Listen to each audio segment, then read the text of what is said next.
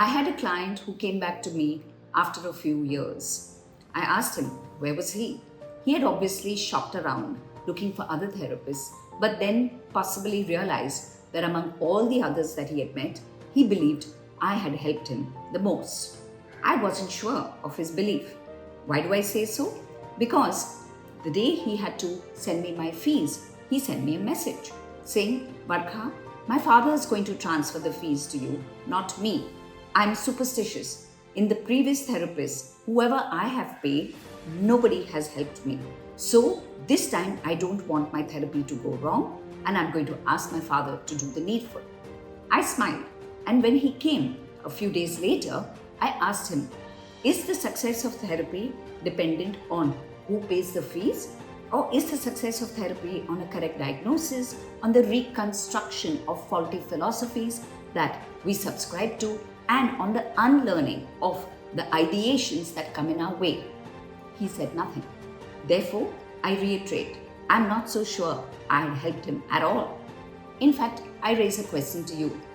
Are you also one of those who believes in superstitions, wears all kinds of rings on different fingers to ward off evil, pulls out your horoscope because you believe that something's not going right, run to temples because you don't want your desires to be unmet? Well, both you and the client have the same condition, anxiety. And where does anxiety stem from? From the need for certainty. He needed certainty that this time the therapy would work. You need certainty that evil doesn't follow you, that you get your desires met, and that nothing should go wrong in your life. Both of you, unfortunately, victims of the inability to bear uncertainty. Welcome. Welcome to today's show of how to understand superstitions. All superstitions are nothing but methods used by people to ward off anxiety. But why do we become anxious? We become anxious because we need guarantees in life. We want certainties. We want absolutes. We want definitives. We want nothing to go wrong.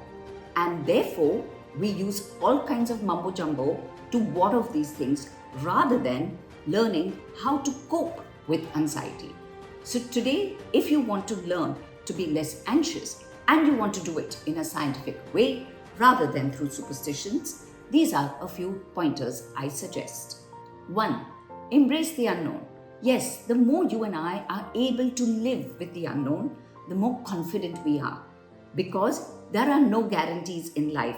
Anything can happen, and it is up to us to be able to go along life with the unknowns, because if imagine we knew everything, how boring life would be.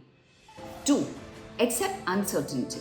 All of us are so desperate for wants of certainness in our lives that we do all kinds of things to make ourselves more secure. But look at the paradox of security. The more we embrace insecurity, strangely, the more secure we are. So, embracing of insecurity reduces anxiety. 3. Give up the need for guarantees. Right now, there is no guarantee that the ceiling will not fall on my head.